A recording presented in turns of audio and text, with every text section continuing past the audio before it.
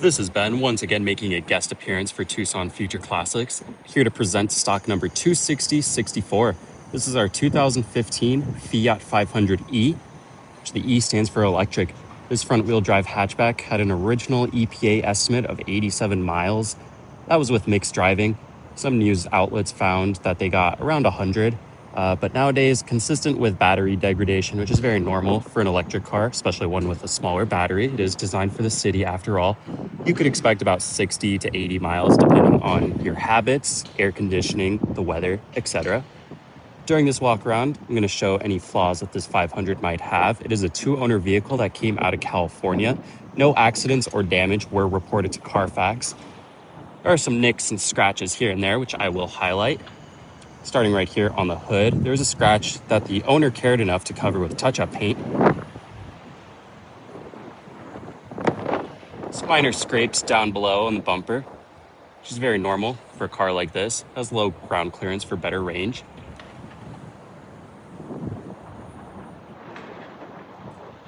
There's a small dent on the fender here.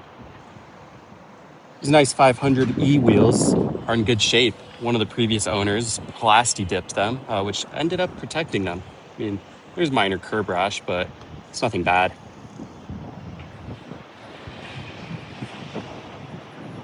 This car spent a lot of its life in Orange County, so there's a little bit of dings and scratches here and there associated with being in California.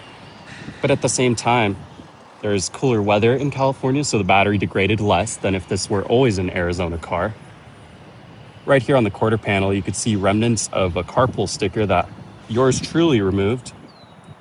You can see a faint line around. It's just kind of consistent with these stickers. People put them on when they get the car brand new. They sit in the sun, and they end up etching the clear coat just a little bit, just enough for you to still see now. Luckily, California's done away with those stickers.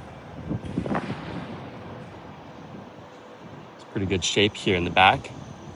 This metallic gray shines really well in the sun. Right here on the bumper, just a small nick. And then where another California sticker was, this one etched into the clear coat just a little bit more, so you could see that line there. That is a hard line. Likely can't get it out without some kind of wet sanding. So we're just leaving that to the next owner. At the end of the day, it's an affordable EV. If you're used to driving an internal combustion engine car, this drives pretty similarly. It creeps forward automatically when it's in drive. Some EVs, you have to just press the accelerator pedal, or there's a setting for it. You don't get that with this car. You just get in, start driving like it's a normal 500.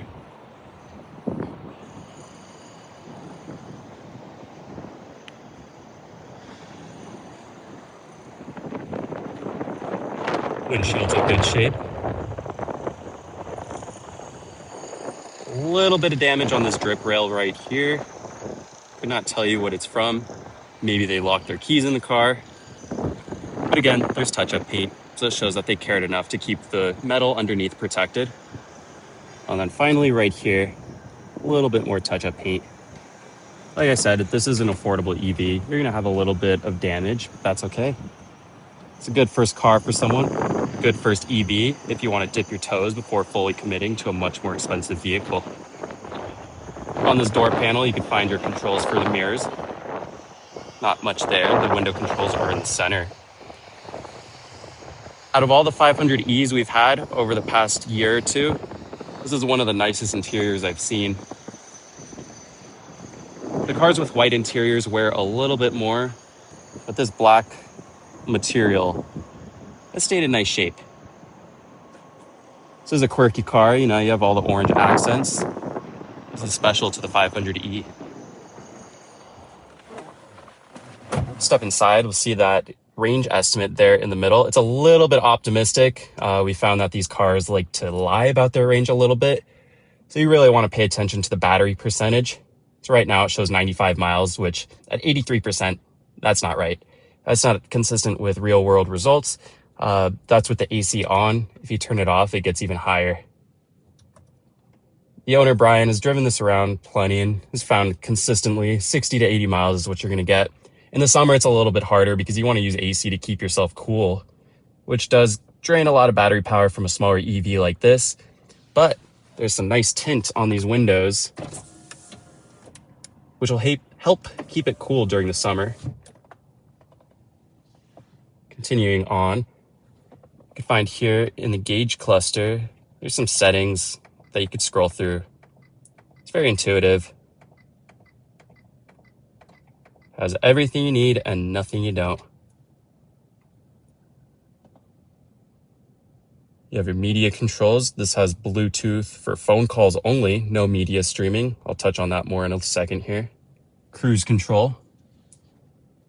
Up here on the dash is where your TomTom navigation unit would be when this vehicle is brand new, but honestly nowadays it's super outdated. You just want to use your phone. Your charge indicator lights there. Here's your AM, FM, satellite, and CD player. So you can see right there, a Sirius satellite. Buttons on these are known to flake off. There's stickers you could get online if you choose to do that route, but you don't really need to. Oh, and speaking of the Bluetooth, to touch on that again, it is for phone calls only, but what you can do, you could use auxiliary, USB, or you could get a dongle that plugs into both and connects to your phone automatically when you start the vehicle. It's almost as if the vehicle has factory Bluetooth. It's all your climate control settings. You have heated seats. Push button for the transmission. Some cup holders. It's a little rough to fit taller American-sized beverages there. That's okay. There's two more right here. You just flip up these two armrests. They're for the rear passengers, but the front passengers could take advantage as well.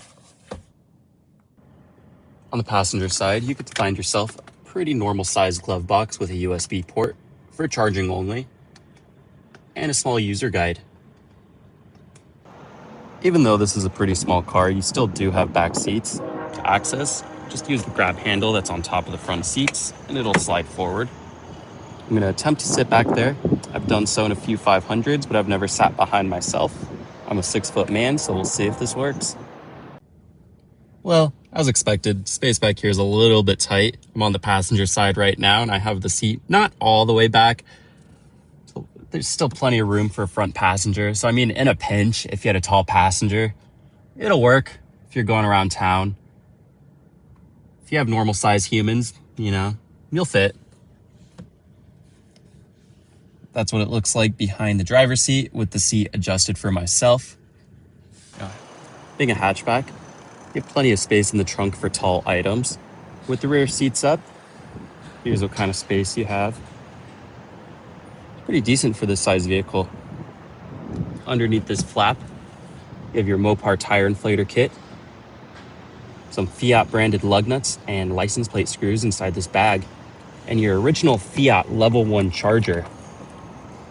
Because this is still attached to the vehicle, we theorize that the previous owners primarily used a level 1 charger for this vehicle, which definitely helps prevent more battery degradation than needed. It stays cooler when you use the level 1.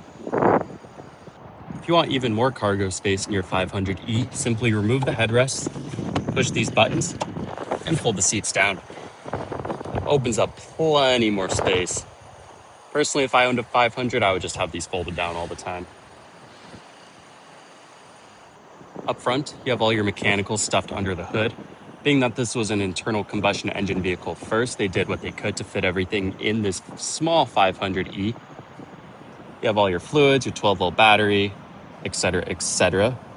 Right under this cover, you'll find that 12-volt battery.